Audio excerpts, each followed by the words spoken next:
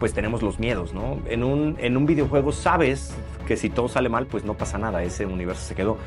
Y en la vida el miedo, digo, es una ironía, pues está más en nuestro mundo mental que en nuestro mundo real, ¿no? Pero el miedo nos frena a intentar cosas, ¿no? Cada quien puede hacer su definición de éxito como uno quiera. Lo difícil en la vida es que es un Monopoly y tú entras y el de al lado ya tiene $20,000 y tú tienes 2 o 10 o 100 pues tú tienes que entender dónde estás parado y cuál es tu Monopoly, ¿no? Porque si quieres jugar el mismo juego del que ya tiene $20,000 en el juego real, no vas a poder jugar su juego.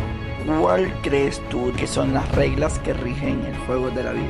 La actitud, porque tiene que ver con cómo lo vuelves a intentar. ¿Cómo saber con lo que me lleno? Pero el flow es ese momento donde tú estás inmerso completamente en algo y te llena, ¿no? Entonces el videojuego es un escape de tu vida real. Te da dopamina, te dan microdosis de dopamina porque estás consiguiendo cosas, ¿no? Y por eso el éxito también de los videojuegos. Y es que yo me enfrenté a mi mayor miedo, bueno, no a mi mayor miedo, al mayor miedo de muchos seres humanos, que tú también lo has vivido y es...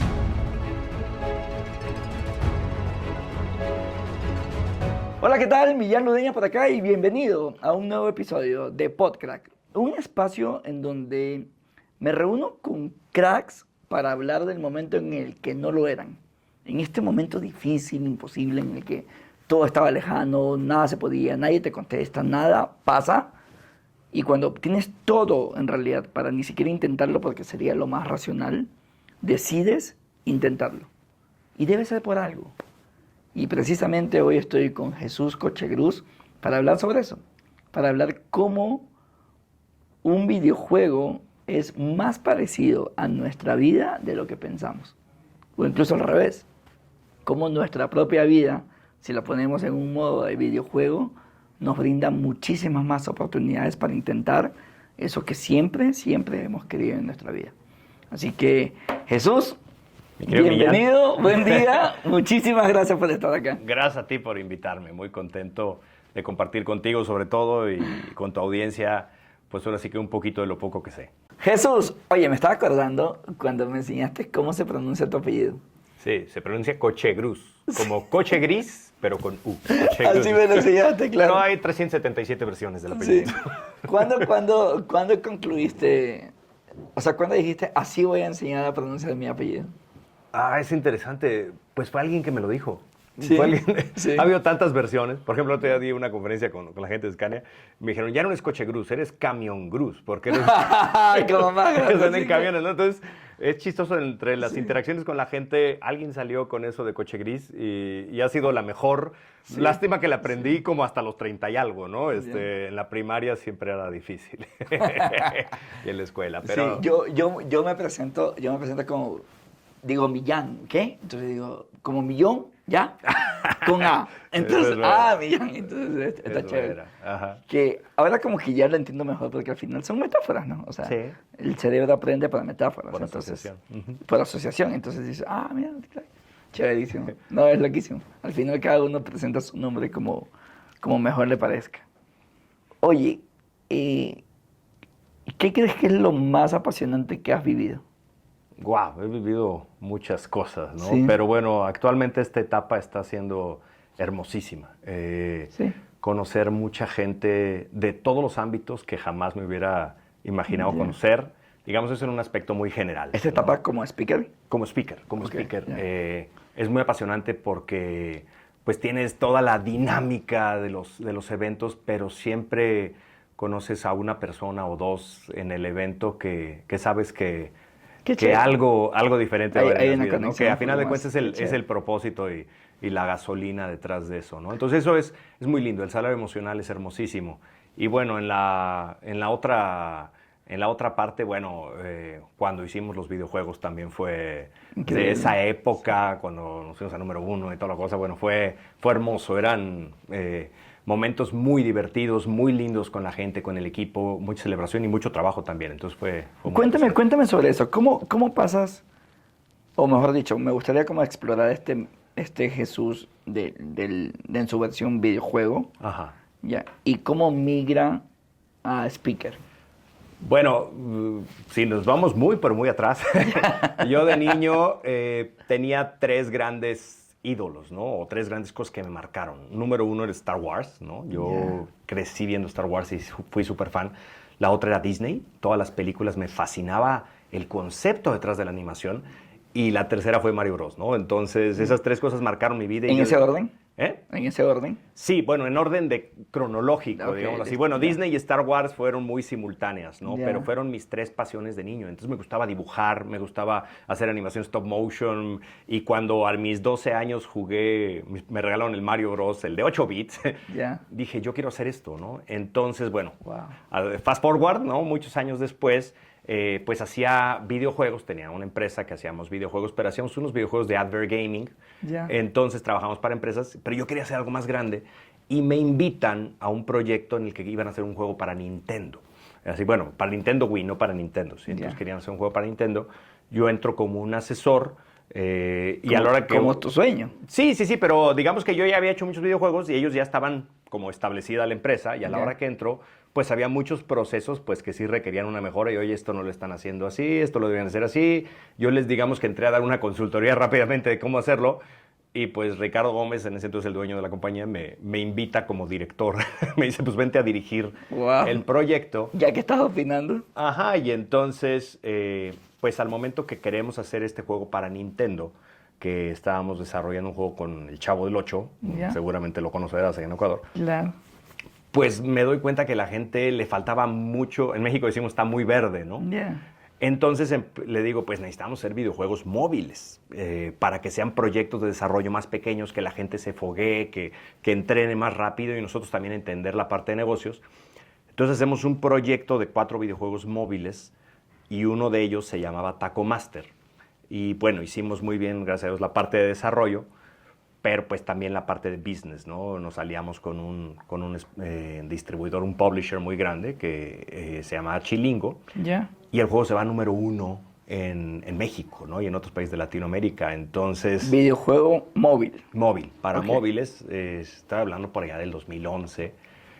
A raíz de ese videojuego, de todo el éxito y toda la parafernalia, me invitan a dar una conferencia en un evento muy grande que se llama WOBI, un evento de negocios, y me empiezan a llamar empresas para decir, oye, queremos que vengas a dar la conferencia que diste en WOBI, ¿cuánto cobras? ¿No? Y para mí fue así como, wow, ¿se cobra? Se cobra. y ahí, ¡pum!, mi carrera da el giro hacia empezar como speaker. ¿No? ¿Y abandonas el tema de los videojuegos? No, seguía con una vida loquísima, dirigiendo una empresa que desarrollaba videojuegos, dirigiendo mi propia empresa que hacíamos cuestiones más para publicidad y en aquel entonces se llamaban multimedia o new media. Le empezaste a alternar. Y las conferencias, entonces yo llevaba una vida pesadísima, me acostaba todos los días 2 de la mañana trabajando. Wow. Oye, ¿cómo es este mundo de los videojuegos? Apasionante, ¿no? Hermoso. Sí. ¿Te refieres a la industria? Sí. Sí, es un lugar donde todo mundo o la mayoría ama lo que hace y estamos todos metidísimos, entonces el ambiente es fenomenal y todas las personas que están ahí adentro quieren ser parte de algo mucho más grande. Entonces, fueron una etapa en términos laborales de las más bonitas de mi vida. Y por ejemplo, si quiero hacer el ejercicio de asociación para sentir que lo entiendo mejor con una industria de películas. Sí. O sea, en películas estás desarrollando una historia para contar. En un videojuego, ¿qué buscas? El engagement. En ambos casos es más o menos lo mismo, porque también estuve en la parte de animación y también estuve metido en la parte de películas, pero lo que buscas en un videojuego es que la persona esté enganchada y divirtiéndose en tiempo real, ¿no? La película es un ciclo de 2 horas, por decirlo algo, o incluso puede ser desde un comercial de 30 segundos con un inicio hay, un final. Hay toda una historia. Es un ciclo de atención definido, donde, pues por lo general en la historia buscas dejar un mensaje, ¿no? Hay un hilo conductor principal, hay un tema principal, una identidad con este personaje. Ahorita hablamos del viaje del héroe que me apasiona. Y en el videojuego, pues también está esa parte, pero es más el engagement a un poco más largo plazo, ¿no? Y es el disfrutar ese momento jugándolo, porque es parte de los conceptos que manejo. Tú eres el héroe. Y el desafío de pasar el mundo. Sí, así haz de cuenta. En una película te identificas con el personaje, ¿no? Es un tercero viviendo una historia, conecta contigo. Y vas viajando con él. Y vas viajando con él. En el videojuego tú eres tú eres el héroe, ¿no? Y ese es el gran poder del videojuego. Digo, hablando de cierto tipo de videojuegos. Y el desafío, raya, frustración está en que si pasas o no pasas el mundo. Bueno, a final de cuentas, parte de lo... Hay videojuegos muy malos en términos de lo que se quejan muchos papás, ¿no? Esos videojuegos son horribles, sí, hay videojuegos muy malos en esa parte. Pero la gran mayoría de los videojuegos tienen que ver, pues, con un manejo de tu resiliencia, ¿no? Cuando yo hablo de tú eres el héroe, en un videojuego, cuando estás jugando hay una cosa muy sencilla y es que el único y absoluto responsable de lo que pasa en el juego eres tú. Y entonces, si en un videojuego las cosas salen mal, pues no tiras el control y te pones a llorar, lo vuelves a intentar, ¿no? Y buscas caminos, buscas estrategias, buscas nuevas soluciones para enfrentar ese universo. Entonces, no solo la felicidad en el destino, sino en el camino, ¿no? Disfrutas el momento. ¿Y por qué suena más fácil en un videojuego que en la vida real? Pues es una parte humana, ¿no? De hecho, mi conferencia tiene mucho que ver eso, ¿no? Con llevar la actitud que tienes en un videojuego a tu mundo real, ¿no? Porque, pues en un videojuego lo entiendes, ¿no? O sea, en un videojuego yo puedo probar 17 caminos. Ajá. Y no me molesto si voy en el 9 Exacto. y no lo encuentro. Uh-huh. Estoy dispuesto a hacer el 10. Uh-huh. En el mismo símil, ¿por qué en la vida real ni siquiera llego al 3? Es que en la vida a veces queremos conseguir las cosas muy rápido, ¿no? Y más en el mundo de hoy, tan instantáneo todo. Así, en un videojuego entiendes que hay que desarrollar ciertas cosas, hay que ir comprando habilidades, ahora compras habilidades, compras armas, ¿no? Y entiendes, pues, que hay que pasar ciertos niveles o ciertas iteraciones. Y que hay que invertir. Y que hay que invertirle, ¿no? Y Qué tú loco, tienes ya. tu currency, le decimos tu Ya. moneda en ese videojuego, pueden ser corazoncitos, monedas, diamantes, lo que seas, y lo estás invirtiendo en otras habilidades, ¿no? En la vida pasa exactamente igual. La cuestión es que, pues, tenemos los miedos, ¿no? En un videojuego sabes que si todo sale mal, pues no pasa nada, ese universo se quedó. Y en la vida el miedo, pues, digo, es una ironía, pues está más en nuestro mundo mental que en nuestro mundo real, ¿no? Pero el miedo nos frena a intentar cosas, ¿no? Cuando tú tienes un recurso real como el dinero, invertirlo en algo que te va a hacer crecer, pues significa la opción de decidir entre uso el dinero para esta cosa, uso el dinero para comprarme unos tenis o uso el dinero para comprar un curso y aprender más, ¿no? Oye, y ese recurso en la vida real es tan real, o sea, esa moneda es tan real como las manzanitas que me dan en el videojuego, ¿o no? Bueno, así a final de cuentas, en ese universo, si tú te metieras y estuvieras dentro del universo, en ese videojuego es real el recurso. Es real el recurso. La cuestión es que no estamos tan apegados a él. Y claro que el videojuego tiene una parte que facilitamos como desarrolladores, por esta cuestión que se dio engagement, pues lo primero que trabajamos es que el jugador se enganche al juego, ¿no? Entonces tienes que facilitarle ese proceso de adaptación. Y en la vida el proceso de adaptación no es fácil. Ajá. Es que estoy pensando, yo tengo una amiga que es muy buena jugando Monopolio. Sí. No recuerdo que haya perdido en alguna tarde, noche en Monopolio entre amigos o familia. Sí. Muy buena. Y en la vida real sus finanzas son espantosas. Es que un videojuego, aquí nos vamos a meter en una cuestión que le llamamos game design. De hecho, en lo personal, el Monopoly a mí no me es muy fan porque dependes mucho del azar. Pero todos los juegos tienen un set de reglas. Cuando tú entiendes cómo funcionan esas reglas, cómo interactúan, puedes dominar ese juego. La cuestión con la vida es que no hay un set de reglas definido. Si entiendes el juego en la vida, por ahí puedes viene la frase. manejarlo. Ajá. Dedica tiempo a entender el juego. Sí, y tu juego, y cómo lo quieres jugar. Porque a final de cuentas, en el Monopoly, bueno, yo hago siempre la analogía con Monopoly, ¿no? Que digo, en Monopoly, ¿quién gana? El que tiene más dinero, ¿no? Entonces, en Monopoly gana el que tiene más dinero. ¿Cómo haces dinero en el Monopoly? Quitándoselo a los otros, ¿sí? Por las inversiones que hiciste. Pues sí, así. Y el diseño de juego, el game design de Monopoly, sí, favorece al que ya tiene dinero en el juego. Entonces, en el Monopoly, cada persona entra cada vez más, claro, con 6,000 pesos, dólares, lo que tú quieras, ¿no? Y al principio del juego las condiciones son iguales para todos. Sí. Lo difícil en la vida es que es un Monopoly y tú entras y el de al lado ya tiene 20,000 dólares y tú tienes 2 o 10 o 100, ¿sí me explico? Entonces... O sea, el juego no empezó igual. Exacto. Esa es la cuestión con la vida, ¿no? Lo difícil. Entonces, pues tú tienes que entender dónde estás parado y cuál es tu Monopoly, ¿no? Porque si quieres jugar el mismo juego del que ya tiene 20,000 dólares en el juego real, no vas a poder jugar su juego. Tienes que jugar el juego en la condición en la que empezaste y entender cuáles son los escalones que te van a llevar hacia allá. Y en esa misma analogía, ¿cuál crees tú, desde tu experiencia, que son las reglas que rigen el juego de la vida? Wow, esa es una pregunta muy, muy buena. Mira, yo creo que una variable importantísima en la vida es la actitud. Obviamente el dinero rige muchas cosas en el mundo actual del lado capitalista de las cosas, ¿no? Entonces te permite acceder a recursos, te abre muchas puertas, ¿no? Y obviamente, pues en esas reglas, pues el que ya tiene dinero tiene un juego relativamente más sencillo. Si arrancaste, volvemos a la analogía del Monopoly, ¿no? Pero la actitud juega mucho porque tiene que ver con cómo lo vuelves a intentar. Yo creo que en la vida todo es una cuestión de iteraciones, ¿no? Yo les digo a mis hijos, se aprende a dibujar dibujando, ¿no? Un gran dibujante no le salió bien y a la primera.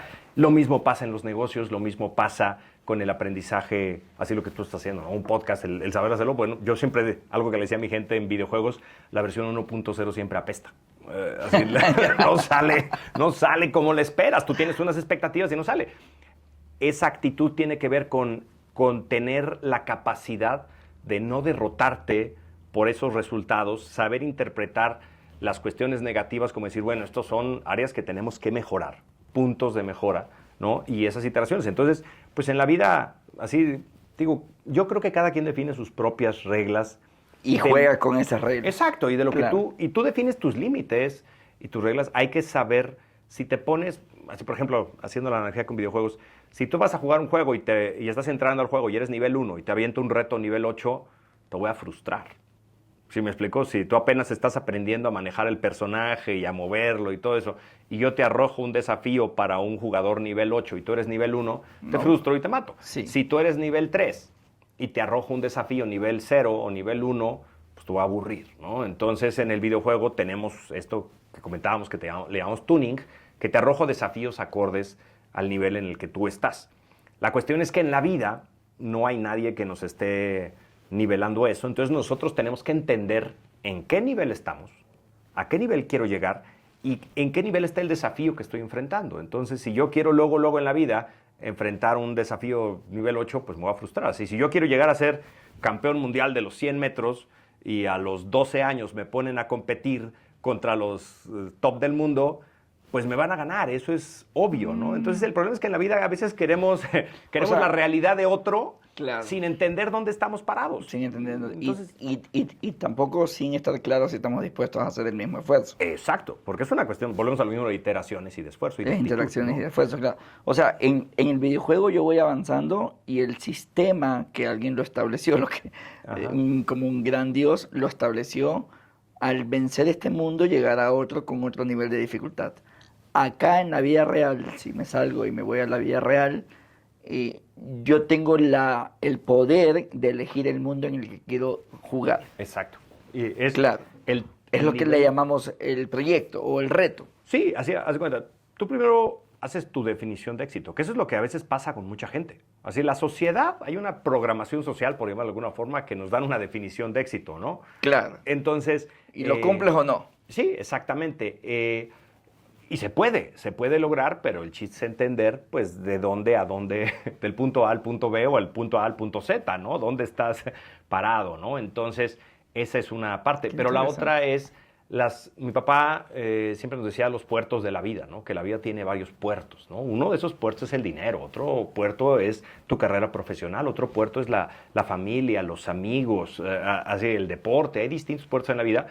Pues tú decides tu fórmula del éxito, ¿no? Y a cuáles... Hay un juego muy bonito, digo, ya metiéndonos tanto en videojuegos, a mí me gustan mucho los juegos de mesa. Es un juego viejísimo que era como la versión mexicana de Life, que se llamaba Profesiones. Y en el juego, me gusta jugarlo con mis hijos, tú haces tu definición, tu fórmula de la vida, ¿no? Entonces vienen corazoncitos, dinero y fama. Y tú tienes que sumar 60. Entonces puedes poner 20 corazones, 20 de famas y 20 de dinero, ¿no? O tú puedes poner, yo quiero 60 de dinero, 0 corazones y 0 famas, ¿no? Y entonces en el tablero de juego tú vas decidiendo la ruta de tu vida. Es un juego muy bonito, me gusta jugar con los niños, porque la vida es igual, ¿no? Así, si tú quieres ser campeón mundial en algo, lo puedes lograr. Nomás hay que estar consciente de lo que... Mira, te voy a platicar una. Me tocó, gracias a los eventos de WOBY, conocer a Michael Phelps. Wow. Sí, y escuchar la charla de Michael Phelps. ¿En el backstage? Sí, en el backstage. Estar un ¡Oh! ratito platicando ¡Qué bien! Digamos que es mucho más Increíble. alto. Te paras y es un poco intimidante porque, pues sí, ¿Sí? le ves los pies y dices, no, son aletas, ¿no? No, es una ley, claro, no mames, ¿no?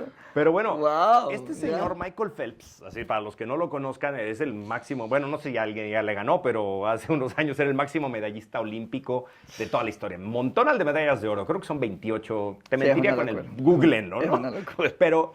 Pero Michael Phelps entrenaba todos los días del año, 52 semanas, 7 días al año. En Navidad, así, el 24 de diciembre estaba entrenando, el 25 de diciembre estaba entrenando, ¿no? Entonces él, pues obviamente, él dice, el atleta promedio descansaba un día a la semana.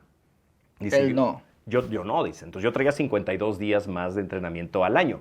Entonces si lo ves en la variable o en la competencia del puerto de deporte, de rendimiento físico, pues traía 52 días más de entrenamiento al año. Pero él mismo lo dice, renuncié a todo. Yo no iba a fiestas familiares, no pasaba en las Navidades. Entonces, cuando él termina la Olimpiada donde se coronó como el máximo, dice que al día siguiente... En China. Dice, sí, bueno, Sí. No, creo que fue en Beijing, en los Juegos de Beijing. Ajá, sí. Pero él dice, ¿y ahora qué, no? Porque llevaba 8 años de su vida totalmente inmerso en eso. Y ¿no? la identidad Entonces, era esa, una vez que lo conseguiste, ¿y ahora qué? Sí, ¿no? Entonces dices, bueno, logró todo en este puerto de la vida, pero pues no conocía muy bien a su hija, por ejemplo, creo que tiene una hija, ¿no? No conocía, así no había tenido tanta relación con familiares y amigos, ¿no? Entonces hay que entender que la vida también, pues en esa fórmula del éxito que tú defines, o las reglas que tú mismo defines, pues hay que saber que en algún lado se va a pagar el costo. ¿Y cómo sientes que está distribuida en la misma metáfora del juego tu vida ahora mismo? Bueno, con ese juego... Sí, con Fíjate, el... creo que es muy importante en una cultura mexicana, o tú que vienes de Ecuador, tal vez latinoamericana, se satanizó mucho el dinero cuando éramos niños, ¿no? Cuando éramos Sí. niños era así como, primero entrará un camello en el ojo de una aguja que un rico al cielo, ¿no? Y eran así como esa parte Ya. de como que, ser rico es así, ser avaro, ¿no? Y yo creo que en esa traducción... ¿Y tú compraste esa idea en buenos años? digamos que, así, yo decía, no, pues es que si soy rico no me voy a ir al cielo, ¿no? Entonces, esa percepción del dinero creo que es equivocada. Creo que necesitas dinero para operar, como la base operativa. Un nivel mínimo, ¿no? Así tú Ya, también, yo defino mis techos financieros, ahorita entramos en ese tema, ¿no? Pero en mi fórmula necesitas dinero, no puedes vivir de puro amor, ¿Cómo? ¿no? Claro. Exacto. En el mundo de hoy, haciendo la analogía con este juego, pues sí necesitas un poco de fama, ¿no? Así necesitas que te conozcan. Obviamente, en el mundo de hoy, pues alguien que tiene una mayor presencia, que es más conocido, pues va a ser más atractivo, va a ser más magnético que una persona. Para mí, eso te lo reconozco, yo soy de corazón, ¿no? Yo soy de los que en profesiones llegué a poner, a ver, vamos a poner 60 corazón y 0 dinero, puedo ser un pobre diablo y Ya, ser claro, famoso, ¿no? claro. Entonces, en mi vida sí lo cargo más al corazón, Ya. pero es lo que te digo, todo tiene un costo, ¿no? Así dice, sí. Sí. El estar con mis hijos, que yo lo disfruto mucho, pues representa un costo, ¿no? Yo podría Sí. estar más tiempo en los negocios o trabajando o haciendo ciertas acciones, entonces hay que encontrar ese balance en el que tú te sientas bien, pero se diseña. Yo creo que se diseña, ¿no? Yo sí creo que se vive por diseño. Exacto. O sea, creo que es más fácil vivir por diseño. Sí. O sea, tú diseñas tu vida y también entiendes, esto quiero y esto cuesta. O sea, esto también cuesta. ¿Qué cosa? Porque yo ahora, fíjate, que me parece interesante. Lo acabo de hablar justo con mi psicóloga. Y mi argumento era, no, yo soy consciente que estoy trabajando muchísimo, viajando muchísimo, y me siento cansado en momentos, en los picos de conferencia y todo, y seguramente te pasa a ti. Y decía, solo que yo he definido los siguientes 2 años trabajar, Sí, o sea, en friega, y de ahí me retiro. O sea, y de ahí le bajo. Ajá. Es, Y que retirarte, ¿no? es mi tesis que justifica esto. Ajá. Ya. Así como yo voy a entrenar como Michael Phelps, ¿no? Voy a entrenar durante 4 años, hasta conseguir las medallas. Suena bonito. Entonces, y me decía ella, ¿y estás seguro que va a pasar eso? Es que Hasta que la vida llega y te da un puñetazo en la cara, ¿no? Y al final, claro, dices, nunca vas a dejar de hacer esto. Siempre quizás con menos intensidad. La pregunta es, ¿realmente sentarte a definir qué es lo que quieres en tu vida? Yo creo que es esencial. Claro, hasta por paz mental, ¿no? Exacto, lo hacemos poco, el sentarnos a analizar, oye, ¿qué quiero verdaderamente? Digo, cuando una persona tiene claro qué la llena, ¿sí me explico? Porque si tú estás persiguiendo un objetivo comercial, un objetivo deportivo, meramente por perseguirlo, lo que platicamos hace rato, ¿no? Se convierte más en una obsesión, ¿no? Claro. ¿Y cuál es el motor de una obsesión? ¿Es el ego o la aceptación? Vivimos en una sociedad donde la gente quiere ser aceptada y que alguien más, vivimos desde el sistema educativo, que alguien más nos diga, sí, eres válido, ¿no? Claro. Eres aceptado, tú ya tienes tu palomita en la sociedad, ¿no? Toma tu like. Exactamente. Claro. Entonces, ese es el riesgo de caer en eso. Cuando tú lo haces por determinación, porque dices, esto a mí me llena, esto a mí me encanta, o yo lo quiero hacer, eres incansable. Claro. Y ya pasa a ser indiferente el like. Exacto, es el motivador, es intrínseco, ¿no? Entonces creo que mucha gente le hace falta sentarse unos minutos, no hacerlo el 1 de enero, ¿no? Hacerlo ya más para febrero y decir, a ver, ¿qué quiero verdaderamente en mi vida? ¿Qué cosas me llenan? ¿Y cómo meto eso que me llena? ¿Y qué necesito también para crecer? ¿Cuál es mi siguiente escalón, no? Así, tienes que pensar a largo plazo y decir, ¿cuáles son mis 3 o 4 escalones hacia arriba en mi escalera de vida, ¿no? Y qué pasos tengo que hacer para llegar allá, ¿no? ¿Cómo saber con lo que me lleno? Mira, platicábamos ayer lo que te decía yo del básquetbol, ¿no? Yo jugué básquetbol y fútbol americano y un día me pregunté, bueno, ¿por qué me gusta tanto, no? ¿Por qué me gusta tanto? Y descubrí que en ese momento estoy totalmente absorbido y se me olvida el mundo y vivo ese presente intensamente, ¿no? Y no era un torneo, era irme a jugar tercias con mis amigos y en ese momento disfrutaba al máximo. Luego igual me gusta pintar, bueno, dibujar, mejor dicho, me gusta dibujar, claro, y estoy pequeño. Inmerso. Entonces hay que entender las cosas, este concepto de flow, ¿no? Jorge Rossi lo pronuncia bien, yo no sé pronunciar el nombre de este psicólogo, autor del concepto de flow. Bueno, está Martin Seligman con la psicología positiva, pero bueno, el de flow es indescriptible, perdón que no lo mencione, googléelo, pero el flow es ese momento donde tú estás inmerso completamente en algo y te llena, ¿no? Entonces creo que esas cosas son esenciales en la vida. El estado de flujo. El estado de flujo, el estado de flow. Entonces te digo, para mí es el básquetbol, el sentarme a dibujar, pero también hay otros momentos como el tomarme mi café en la mañana. Entonces yo creo que la vida tiene que tener esos momentos, pero a veces no necesariamente pueden ser productivos. En este mundo que le buscamos la hiperproductividad a todo, si yo logro dibujar, y si me apasiona dibujar y convertir eso en algo que me genere dinero, está sensacional. ¿Sí me explico? Entonces, pero eso no significa que si no me genera dinero, que es lo que está pasando en el mundo actual, no genera dinero, lo hago a un lado porque quiero ser hiperproductivo, ¿no? Entonces, y ya. Y ya. Sí, hiperproductivo y ya. Fíjate que estoy recordando este concepto japonés, ¿no? De Ikigai, que al final es esta invitación, ¿no? O sea, revisa lo que te gusta, porque seguramente lo que te gusta, si te gusta, lo has practicado más y por lo tanto eres bueno. ¿Qué crees que los videojuegos todavía no han adoptado de la vida real? Esa es una pregunta muy interesante. Yo creo que los conflictos internos de la persona. Está buena esa. Los seres humanos tenemos una batalla en nuestra cabeza todo el tiempo, ¿no? Así, con quien más convive uno es con uno mismo, ¿no?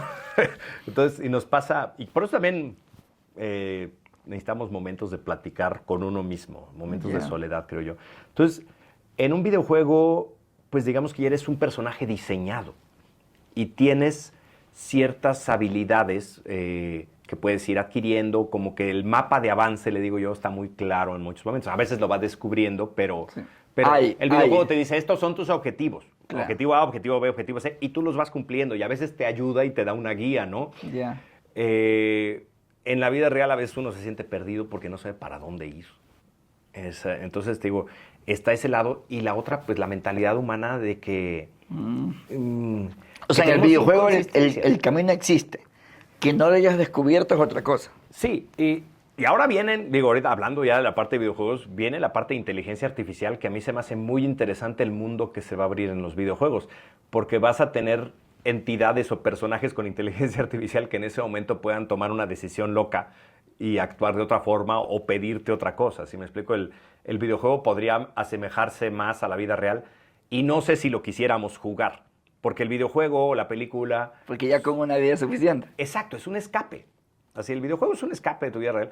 Te da dopamina, te da microdosis de dopamina porque estás consiguiendo cosas, ¿no? Y por eso el éxito también de los videojuegos.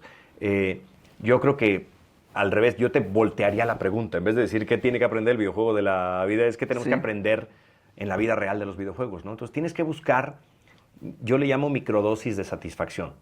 En un videojuego te estoy aventando pequeños desafíos y vas sintiéndote bien y vas sintiéndote que lo logras, ¿no? Entonces, en tu vida, lo que tú quieres lograr, dices, oye, ¿cómo voy encontrando? Si tú dices, bueno, yo quiero llegar a este es mi punto A, y este es mi punto B, y este es mi punto C. Las moneditas. Del punto A al punto B, exacto, ¿cuáles son? Y no solo moneditas en términos económicos, ¿no? Sino cuáles son esas cosas que me van a hacer sentir bien. Yo ponía una analogía, digo, y estoy aquí con el experto, ¿no? Pero yo en la pandemia descubrí que yo podía correr. Yo fui deportista toda mi vida, pero yo era de velocidad, ¿sí me explico? Entonces yo era en el americano, yo era corredor y yo, ¡pum!, te corría a las 40 yardas rapidísimo. Pero yo pensaba que yo era malo para correr largas distancias. Bueno, sigo siendo malo comparado contigo. pero yo, esa parte fue taladrada en mi cerebro de que yo no sirvo para correr de larga distancia. Entonces, una idea que la compraste y ya está. Exacto. ¿Y quién me la vendió? Yo mismo. Okay. ¿Sí me explico? Porque me cansaba. Entonces, en la pandemia, un buen día digo, quiero hacer algo, ¿no? Y dije, tengo que caminar 1 kilómetro diario. Y ese fue el microobjetivo. Así, porque dije, ya estoy engordando, 1 kilómetro diario. Y entonces me salgo a caminar y dije, ¿cómo mido el kilómetro?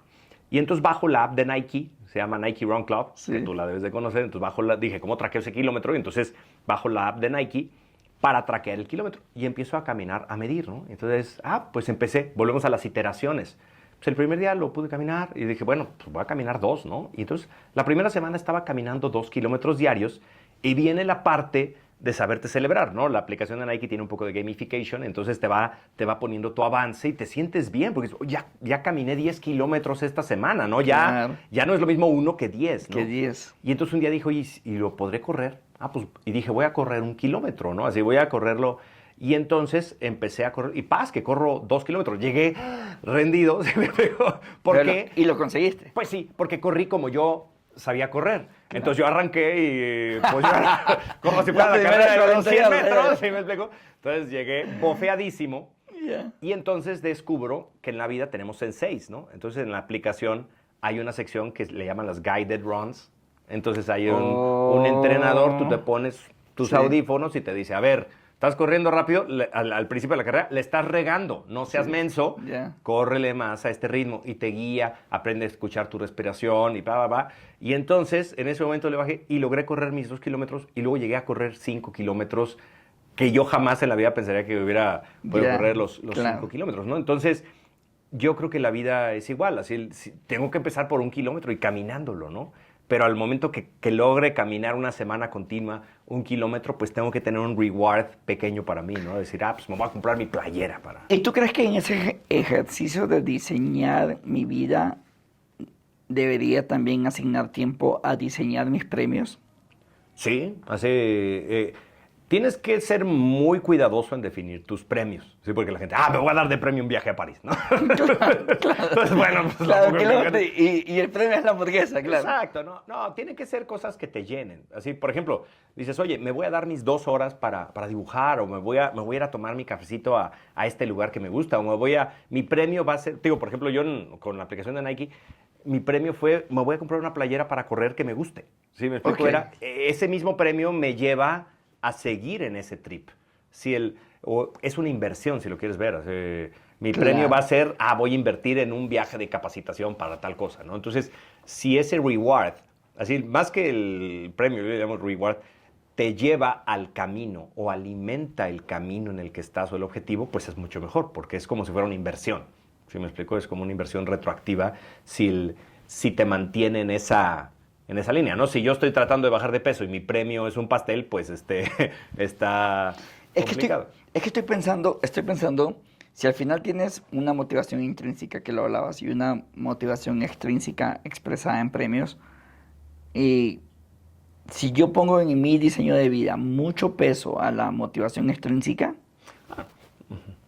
no sé si me estoy quitando yo mismo mi propia capacidad de ser motivado desde adentro. No estoy hablando de que todo en tu vida lo diseñes así. Ya. Me refiero a los niveles. Si lo hacemos la analogía, un videojuego tiene niveles. Ya. ¿Sí me explico? Entonces, cuando paso de un nivel me da 1, 2, 3 estrellitas. Entonces, ¿qué pasa en un videojuego cuando consigues 1 o 2 estrellitas? Dices, si estuvo dificilísimo el nivel, dices, ya.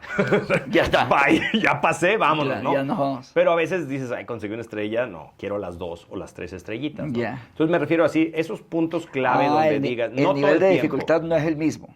Exacto, es cuando tú digas verdaderamente me saqué mis 3 estrellitas. Así, te digo, no, tengo una amiga muy querida que se llama Jessica Poliner. Ya. Ella los viernes juntaba a su gente, a su equipo, hablando ya, metiéndolo más al mundo corporativo, y tenían una salsa. Ella es americana, ¿no? Y bueno, y parte de Polonia su sangre, ¿no? Entonces, aquí en México tenemos una salsa que se llama salsa Valentina, Ya. que tú la has de conocer. Si No sé si no la he bueno, probado. tienes que conocerla. Tengo que conocerla, Millán. ya. Pero ella, al final de la semana, llegaban y entregaban, es una salsota, el premio de la salsa Valentina al que había sido más salsa en el equipo, ¿no? En México Ya. decir, es muy salsa, es Sí. que fuiste muy aventado, Claro. que hiciste... Y tenían esa celebración, ese era el reward, ¿sí me explico? Entonces Claro. se juntaban con el equipo y hacían la ceremonia de entrega de la botellota de salsa y estaba en tu lugar de trabajo toda la semana, entonces hacían la Y ceremonia las de vas entrega coleccionando, claro. y se iban a tomar unas cervezas como equipo, ¿sí me explico? Ya. Se iban a tomar un café, lo que fuera. No tiene que ser, volvemos a lo mismo, no tiene que ser algo económico. Es un reward, es ese respiro de decir, lo hicimos bien o lo hice bien, voy Ya. bien en el camino. Ok. Te digo, no es estarte premiando como galleta de perrito, ¿no? De Así de perrito, que te claro. arrojen la... No, porque si no se convierte en una zanahoria y es ridículo. Sí. Es el tomarse un respiro y decir, bien, celebrarse a uno mismo y decir, lo hice bien. Así, tú lo vives en una carrera, no sé cómo midas los kilómetros en tus carreras, ¿no? Pero hay milestones en los que... Sí, claro, vas, en los que dices, sí. bien, voy bien, ¿no? O Sí. necesito bajarle un poco el ritmo, ¿no? Entonces, Y fíjate que yo al principio, con cada kilómetro que iba avanzando, pensaba en cuántos faltaban. sí, Y luego dije, quizás estoy haciendo al revés. Y luego en cada kilómetro que iba avanzando, iba reconociendo cuántos llevaba. E identifiqué que me sentía más cómodo en el segundo método. O sea, no poner mi energía en todo lo que falta, sino en reconocer todo lo que ya voy consiguiendo. exacto. Y la verdad me sentía súper mejor. O sea, decía, ya vas 17. O sea, son 17. No importa si faltan 93. Son 17. Exacto. O sea, reconocer los pasos que vamos planteamiento consiguiendo en la positivo. vida es una maravilla, es planteamiento positivo. ¿no? Mira, hay una... Perdón que he consumido tanto material, tengo una memoria de teflón a veces, pero hay una maestra, una profesora que tiene una charla muy buena en TED, les debo el nombre, si no luego lo ponemos ahí en los comentarios. Lo buscamos, Lo buscamos, pero ella dice que el sistema educativo, en lugar de evaluar a los estudiantes y algunos reprobarlos, que es muy desmotivante para el alumno, ella propone ponerle not yet, no Bien. todavía, ¿no? Sí, está genial. Y yo creo que esa sí es la vida, ¿no? Que a veces Sí. el plantear las cosas como blanco o negro, en lo negativo nos pega a la moral, a la energía, ¿no? Consideramos, nos vencemos, ¿no? Y cuando dices no todavía, deja las posibilidades abiertas para un esfuerzo más, para Claro. probar una ruta diferente, una estrategia diferente. ¿Y tienes tú alguna historia en tu vida que no era, hasta que fue? Voy hablando del concepto de Sí. sí, bueno, en esta de los videojuegos, ¿no? Sí. Es algo que apasiona a mucha gente, ¿no? Entonces, nosotros cuando estamos en este proyecto de desarrollar el videojuego, nos acercamos a Nintendo a decirle, oye, queremos desarrollar un juego de Nintendo. Para tú poder desarrollar un juego de Nintendo necesitas una certificación. Ya. Necesitas que Nintendo te apruebe como desarrollador autorizado. Ah, mira. Entonces haces como una serie, pues una certificación, una serie de exámenes, llenas muchos documentos y todo para demostrarle a Nintendo, decir, sí, tenemos la seriedad, la capacidad, los sistemas para hacer un título de este nivel, ¿no? Entonces ya te abre la puerta Nintendo y ya te mandan lo que llamamos los kits de desarrollo, ¿no? Que es un Nintendo especial, hagan de cuenta un Wii especial o un Switch especial o un Xbox especial que sirve para desarrollar, tiene ciertas funcionalidades extra para que tú puedas probar tus juegos, ¿no? Entonces, cuando nos acercamos la primera vez a Nintendo y decimos, hola, queremos desarrollar un juego de Nintendo, Nintendo nos dice, bien lindo, el japonesito dice, los mexicanos no hacen videojuegos. Entonces, ¿Eso en qué país era? En Estados Unidos, porque Estados Unidos, ellos están en Seattle, ¿no? Entonces la respuesta, bueno, los vimos en un evento, en una feria, ¿no? Y es, los mexicanos no hacen videojuegos, ¿no? Lo condenó. No, en un mal plan, el japonés a mí me encantan los japoneses, él es puro y derecho y directo, ¿no? Entonces dice, no tenemos ninguna empresa mexicana en nuestro pool, en nuestro set de desarrolladores, ¿no? Así, y él pues dice, no hacen videojuegos, así en su mundo, y pues tenía razón, no había ninguna empresa, había varias empresas haciendo esfuerzos, haciendo videojuegos, pero no a ese nivel, ¿no? Entonces, pues cuando yo llego ahí a Kaxan, a esta empresa, ya habían aplicado 2 veces para ser desarrollador autorizado con Nintendo. Y cuando tú aplicas, Nintendo te dice, si no pasas la prueba, te dice, gracias, no me busques en 6 meses, ¿no? En 6 meses no me busques y lo vuelves a intentar, ¿no? Ya habían ellos reprobado no habían pasado la segunda, llevaban 1 año en este proceso, ¿no? Entonces venía la tercera, entonces duramos todo este rato con esta cosa de no hacen videojuegos, ¿no? Y decir, ¿cómo los convencemos? Y ahí entra un factor pasión que no... Tienes que estar preparado para el éxito. Te voy a platicar. Hay un evento muy grande que se llama E3. Es una expo de videojuegos que mucha gente quiere ir, donde las empresas, los 3 grandes, Nintendo, Xbox, PlayStation, y todos los desarrolladores lanzan sus títulos para el otoño. Es por ahí de julio el evento. Es un evento de, no sé, 60, 70 mil personas y lanzan esas empresas a los medios los juegos que van a salir para Thanksgiving, ¿no? Entonces, nosotros estábamos buscando el tercer intento para la certificación y había un señor que se llamaba Steve Okimoto, un japonés con el que era el que había que hablar, ¿no? Pero pues nosotros ya habíamos ido a Seattle a buscar con ellos las cosas, no jalaba, y entonces pues yo queríamos sacar una cita con Steve Okimoto y era, no hay citas, no tenemos tiempo. Entonces viene el evento de E3 y yo sabía que él iba a estar ahí. Ese era en Los Ángeles, creo. ¿Y lo viste? No, y entonces haz de cuenta que yo hablaba para sacar una cita, no.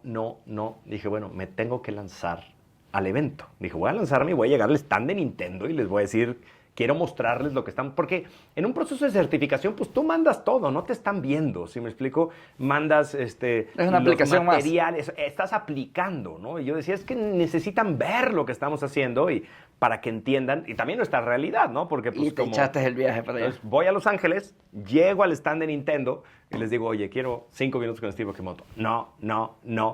Como buenos japoneses es, no, mira, la agenda está llena, no hay ni un espacio. Pues intenté, no. Entonces ya voy yo un poco cabizbajo.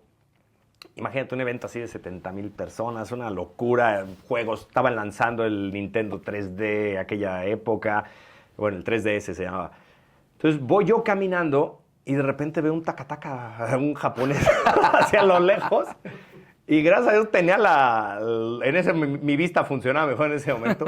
Y le veo el gafete Steve Okimoto, porque yo no lo había visto jamás en mi vida. ¿No sabías cómo era físicamente? Y yo voy caminando hacia él, voy sacando mi laptop, voy abriendo la laptop, así abriéndome camino entre la gente, voy abriendo la presentación, porque hay que estar listo, ¿no? Y ubicas el concepto del elevator pitch, ¿no? Sí. El elevator pitch. Entonces entonces llego, señor Steve Okimoto, lo saludo, obviamente con todo el protocolo japonés, acá, que lo tienes que escanear al muchacho, y lo saludo, y me dice, no puedo atenderte, voy de regreso al stand. Y le dije, dame 2 minutos de aquí al stand, caminando. Íbamos caminando, yo con mi computadora presentándole, mira, somos esta empresa, somos de México, estamos desarrollando esto. Le mostré en ese momento los demos de lo que estábamos haciendo, el proyecto que traíamos, la alianza que estábamos buscando con Televisa y con el Chavo del Ocho. ¿En 2 minutos? En 2 minutos, así.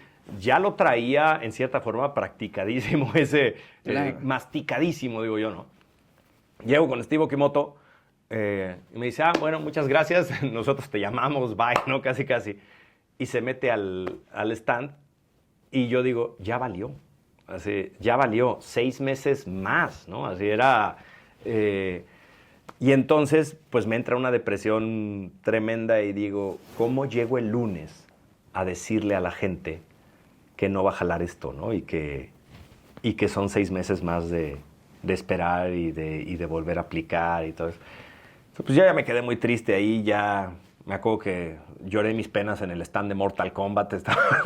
Sí. El stand ahí de Mortal Kombat, me metí a verlo de Mortal Kombat, ahí unos cuantos fatalities para relajar un poco el alma. Y llego el lunes y entro a la oficina y me recibe Isela Borroel, la productora, y me da un abrazo y me dice, ¿qué hiciste? Acaba de llegar la aprobación de Nintendo, ¿no? Así... de esas cosas que no crees. Sí, que no crees. Así, pues, yo creo que el factor pasión, así, teníamos todo. Técnicamente habíamos hecho la tarea, habíamos logrado todo. Pero si yo no me hubiera lanzado con esa esperanza ilusa de creer lo imposible, de encontrar a un japonés en un evento de 70,000 personas, si yo no hubiera en ese momento creído, porque creía en el proyecto y creía en nuestra gente y creía en lo que podíamos lograr, yo creo que toqué la parte emocional, que en un japonés tal vez sea muy escondida, ¿no? Pero toqué esa parte emocional. Bueno, Steve Okimoto vivía en Estados Unidos, creo, pero ese factor emoción y ese factor pasión es necesario.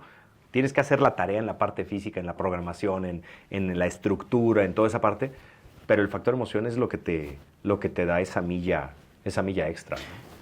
O sea, quiero entender esta parte. Lo voy a partir en 2 pedazos. Sí. Hay la parte de lo que tenías que haber hecho, que eso es lo que mayoritariamente la gente hacemos. Sí.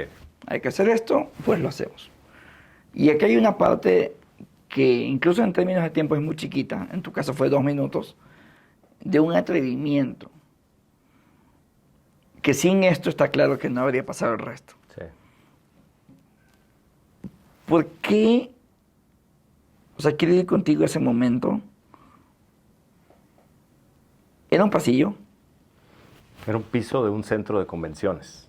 Así, bueno, un pasillo repleto de gente. Así, repleto de pero gente. de gente, un pasillo de un centro de convenciones, ¿no? Entre stands. ¿Y tú recuerdas a otra persona que no sea él en esos 2 minutos? No, así, mi atención total es que mi mente estaba buscando como completamente desesperado enfocada una en persona eso. que no conocía. Entonces yo veía a Claro. un japonés, una persona de ojos rasgados, y yo volteaba a ver, ¿no? Digo, Y qué a- bueno que estaba y a de ojos ver- rasgados, porque sí. se apellidaba Okimoto y capaz que no. Y a ver el gafete, claro, hasta Exacto. que lo encontraste. Sí, así, volvemos a lo mismo, entra la parte técnica, ¿no? Yo hablo siempre hablando de los clientes, uno tiene 2 relaciones con el cliente. Una es el mundo real, es el mundo físico, tangible, ¿no? Y entonces tú tienes que resolver un problema del cliente, una necesidad, tienes que hacerlo, pero la otra relación es la parte emocional y tiene que ver con cómo se siente el cliente o la otra persona contigo, cómo se siente tu gente, tu equipo de trabajo contigo. Y esa es una parte emocional, subjetiva, difícil de medir, pero ahí es donde está la lealtad, ahí es donde está la emoción, ahí es donde está la Ahí conexión. es en donde está la conexión, claro. Entonces, ¿Y eso tú puede sientes ser- que lo que vio este señor fue, por neuronas espejo, fue tu pasión y realmente estabas convencido de que esto funcionaba? Sí, así yo creo que tuvo que ver. Sí. Obviamente, les digo, habíamos hecho la tarea, el equipo había hecho un gran trabajo. ¿Alguna vez hablaste con él después? No, así ya me entré a hablar con el equipo, con un cuate que se llamaba Alex Palomares. Era un mexicano que estaba allá en Nintendo y nos ayudó muchísimo. Es que para sabes esa que, parte.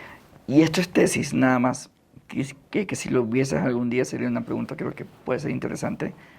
Este señor, siento yo que recuerda más lo que sintió Exacto, contigo que lo que dijiste. totalmente de acuerdo. Así, podrán olvidar tus palabras, pero jamás olvidarán lo que los hiciste. Claro, y lo que sintió contigo no fue nada más que un espejo de lo que tú ya sentías. Ujú. ¿Sí o no? Sí, o sea, eso. del propio convencimiento que tú tenías con tu proyecto, sabías que funcionaba. Es que eso se lo aprendí a Ricardo Gómez, el dueño de Caxán, que hay que creérsela. Hay que aprender a creértela, a decir sí, así sí podemos. Así, Qué loco, ¿no? normalmente solemos los frenos son mentales, ¿no? Cuando tú hablas de lo imposible, pues el tapón ya lo trae uno. ¿Sí me explico? Entonces hay que decir, pues, ¿cómo me quito el tapón? ¿O qué tengo que hacer? Y una pregunta, si existiera algún entrenamiento para creérmela, ¿cómo sería el programa? Una parte sería... ¿Cómo yo aprendo a creérmela? Es que volvemos al concepto del miedo. Ok. Los miedos son parte intrínseca del ser humano y existe, pues, yo le hablo de los monstruos, ¿no? Todos tenemos monstruos que son voces en nuestra cabeza. El miedo es uno de ellos, Ok. la indecisión es otro de ellos, ¿no? Entonces esas voces nos dicen, cuidado, y son buenos porque te dicen, foquito amarillo, esto te puede matar. Matar en el mundo físico o matar en un mundo Sí, en donde subjetivo sea. y mental, ¿no? Sí. Entonces hay que aprender, vamos a jugar con el concepto de las vidas. Siempre una pregunta que me hacen en las conferencias, ay, pero en un videojuego tienes muchas vidas y en la vida nomás tienes una vida. Y digo, no, tengo una vida biológica, pero vidas mentales también las tenemos contadas. A veces llega la vida y nos tira al piso y morimos. Muere nuestra ilusión, muere nuestro sueño. El problema está que muchas veces el miedo es quien aniquila esa posibilidad. Así estamos muertos desde antes de enfrentarlo, ¿sí? Entonces, el secreto sería enfrentar miedos, es intentarlo. Y Agarrar un miedo, entre más chiquito mejor, solo para demostrarte que lo puedes tumbar. exactamente, así es. Es decir, a ver, este miedo que siento, eso se lo aprendí a un amigo, a Mario Alonso Push. ¿Este miedo está en mi mundo real o en mi mundo mental? ¿Sí? Así, si a mí me da miedo entrar al mar, a mí de chiquito me traumé cuando vi la película de Tiburón y yo pensaba que el mar estaba infestado de tiburones. Y entonces, obviamente, si estoy en una playa allá en Australia, ¿no? Que esa playa tiene un índice altísimo de tiburones, bueno, si me explico, pero ahí es donde entra la información. A ver, este miedo que siento, ¿qué tan real es y qué tanto me lo estoy imaginando yo? Y la otra es, bueno, a ver, ¿qué sería lo peor que podría pasar? Así, si esto me falla garrafalmente, ¿qué sería lo peor? Y ahí es donde analizas, pues, posibles consecuencias. Dices, oye, ¿sabes qué? No voy a dejar desbancada a mi familia. Claro, pues, y ya tomas medidas. Exactamente, ¿no? Entonces, decir, Claro, bueno, a qué ver, interesante. bájale 2 rayitas. Sí, me encanta cómo estás planteando el miedo como una especie de game. Sí, así es. Es un game. O sea, al final yo me puedo ir con el miedo más chiquito que hoy identifico, lo enfrento, cuando lo venzo, pasé a mi siguiente miedo. Porque Pues claro. yo hago un ejercicio a veces en las conferencias, ¿no? Y le digo, a ver, levanten la mano los que saben dibujar, ¿no? Levanten, y unos cuantos, levanten la mano los que saben bailar, levanten la mano los que saben cantar, ¿no? Y entonces digo, bueno, si yo hago esta misma pregunta en el salón de kinder o de primaria de mi hija, todos los niños levantan la mano y me voltean a ver así como, es obvio que todos sabemos dibujar, que todos sabemos cantar, que todos sabemos bailar, ¿no? Y entonces les digo, bueno, ¿qué les pasó, no? ¿Qué pasa en el Inter? Y es eso, que la vida a veces nos va enseñando a desconfiar de nosotros mismos. El problema del mundo actual es que los niños reciben tanta información que se están desmotivando antes. Están creyéndose incapaces de muchas cosas desde antes. Lo que platicamos ayer, ¿no? Así, mi hijo de 12 años ve unos dibujos en Instagram de un niño de 12 años que es una proeza haciendo y dice, no, bueno, estoy lejísimo, yo apesto para ser, no, bueno, este es un niño... Y me cambio a gimnasia y se encuentra otro niño con la misma edad que también es brillante. Exactamente, y es porque ese niño lleva desde los 3 años haciendo gimnasia. Y cada vez vas acumulando más inseguridades, ¿no? Exactamente, entonces me la voy creyendo de que no, yo no soy bueno para esto, no, yo no sirvo para esto, pero más por los ejemplos que hay afuera, ¿no? Entonces es, bueno, ¿quieres? Pues inténtalo, ¿no? Así la versión 1.0 siempre va a apestar, enfrenta el miedo, así, pero obviamente tampoco es lanzarse a enfrentar miedos a lo tonto, ¿no? Es decir, a ver, ¿a dónde quieres llegar? ¿Cuáles son tus miedos? Yo le llamo los monstruos que vas a enfrentar en ese camino. Y sobre eso andas haciendo tu propio entrenamiento. ¿Cuáles son tus monstruos? Está genial. Así, los tienes que enfrentar y los monstruos necesitan armas. Es decir, a ver, ¿qué armas necesito para enfrentar este monstruo, ¿no? ¿Qué son los recursos? Sí, así es la zona de confort. Bueno, ¿qué armas necesito? Hábitos, disciplina, ¿no? La indecisión, ¿qué armas necesito? Bueno, informarme bien y tomar decisiones rápido, ¿no? Claro. El miedo, decir, oye, ¿qué tan real? ¿Cuáles son las consecuencias? y enfrentarlo, ¿no? Ah, está Entonces, increíble. identifica tus monstruos, que todos tenemos distintos monstruos, ¿no? Y entonces identifica tus monstruos e identifica las armas para enfrentarlos, o la Las armas estrategia. para enfrentarlas en el mismo juego. Oye, no, estoy fascinado con la historia que has contado y las analogías.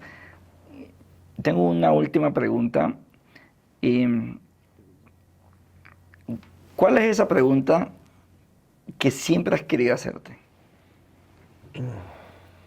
Híjole. Una de ellas sería, bueno, una pregunta que me hubiera querido hacer. Podría ser, ¿lo volverías a intentar? Sí, Nunca te las has hecho. no, sí me la he hecho. Bueno, es que es chistoso ahorita pensar en una pregunta que nunca me he hecho. Sí, claro. Pero me refería yo a... Sí, yo te lo voy a cambiar un poco. Yo pienso siempre, me encanta el concepto de las máquinas del tiempo. Ya. Y siempre pienso en la posibilidad de que venga mi yo del futuro y me dé 2 cachetadas y me diga, vete por acá, ¿no? Yo creo que a veces... Sería más chévere. Sí, sabemos la respuesta, ¿no? Sabemos Ya. la respuesta, pero no... A veces no nos animamos a tomarla. Sí, Ya. digo, más que una pregunta, a eso me refiero con el volverlo a intentar, de decir, si supieras que no hubiera salido de esta forma, lo hubieras vuelto a Igual intentar. Sí. lo habrías vuelto a intentar. Es la carga que todos tenemos con los hubieras, ¿no? Y es lo hubiera hecho diferente, ¿no? Pero bueno, creo que eso es estar atorado en el pasado. Creo que sí. Oye, muchísimas gracias. Sí. Fascinante este es. Mira, Esta lógica de pensar como juego, ¿no? sí, yo quiero platicar contigo hablando de lo imposible y hablando de las preguntas, de una vivencia personal que yo tuve que tú la conoces, y es que yo me enfrenté a mi mayor miedo, bueno, no a mi mayor miedo, al mayor miedo de muchos seres humanos, que tú también lo has vivido, y es ver la muerte cara a cara, ¿no? Cuando yo sufrí un infarto, y cuando estás en ese momento que sabes que dices, hoy se acabó, hoy se acaba todo, ¿no? ¿Cómo entran el reajuste de prioridades en tu vida, ¿no? Y yo aprendí con mi infarto a decir 2 cosas, entre muchos otros aprendizajes, ¿no? Hoy lo considero una bendición mi infarto. Y aprendí a decir, no puedo, hay cosas que no puedo hacer. ¿Sí? Así, después de mi infarto, yo tuve que aceptar no poder jugar básquetbol como antes, no poder... Yo tenía un límite de 160 latidos por minuto, párale de contar. No podía subir de eso. Entonces, cierta parte del mundo del deporte se acabó para mí y era decir, no puedo. Y lo mismo pasa a veces en la vida. Y la otra parte fue aprender a decir, no quiero. No quiero hacer esto. Así, cuando estás en ese momento, tu vida es muy clara y dices, me quiero ir para acá o me quiero ir para allá. Y esto es lo que yo quiero en la vida y esto es lo que no quiero en la vida, ¿no? Sí. Yo creo que a veces nos pasa que caemos en una operación o en un ritmo que a veces decimos, vamos para allá, ¿no? Y empiezas a caminar en ese camino y de repente descubres que no quieres. Que no es lo que quieres o la vida te presentó otra cosa. Yo siempre creí que quería hacer videojuegos y más que videojuegos soñaba con hacer una película. Y en ese momento estábamos produciendo una película, estaba yo como productor de una película y fue el tomar la decisión de decir, este camino que creí toda mi vida que era mi sueño, ya no quiero. No quiero, ¿no? Y a veces uno se sigue haciéndolo por el que dirán o porque yo lo determiné, ¿no? O seguir el camino, claro. Entonces, siempre se puede cambiar, ¿no? Entonces, digo, en ese no quiero, yo aprendí a ponerme techo. Qué chévere, qué a lindo. Decir, no necesito subir este nivel, no necesito llegar hasta este momento para sentirme bien. Estas son las cosas que quiero hacer y esto es lo que quiero lograr y esto es lo que quiero vivir. Y eso te da un poder de decisión. Y eso es lo que ahora mismo estás contando en tus conferencias en el mundo. Es una parte, ¿no? Pero así yo hago la analogía con los videojuegos, hablo de cómo conectar con el cliente, ¿no? Pero es que creo que todos los seres humanos merecemos la oportunidad de definir cuál es nuestro ideal de vida. No heredado de la sociedad o no heredado de un trabajo. Así, cada quien puede hacer su definición de éxito como uno quiera. Y todas están bien. El problema es que yo creo que estamos heredando, Sí. intentando cumplir, y eso nos frustra. Entonces es... Y sobre todo porque no es nuestro. Exacto, no es nuestro. Y Estamos además insistiendo. a veces acaba siendo vacío, ¿no? Entonces, pues ese es básicamente el concepto de decir, aprende a decir no puedo y aprende a decir no quiero. No quiero. ¿no? Qué Y, bueno. y también aprende a decir puedo, ¿no? Para vencer lo imposible. Maravilloso. Oye, muchas gracias, Jesús. No, gracias a ti, querido Millán. Ya Encantada, sabes encantada con la que te reflexión. estimo y te admiro mucho. Ha Ah, sido muchísimas gracias. Es hermoso. mutuo, es Sí. mutuo.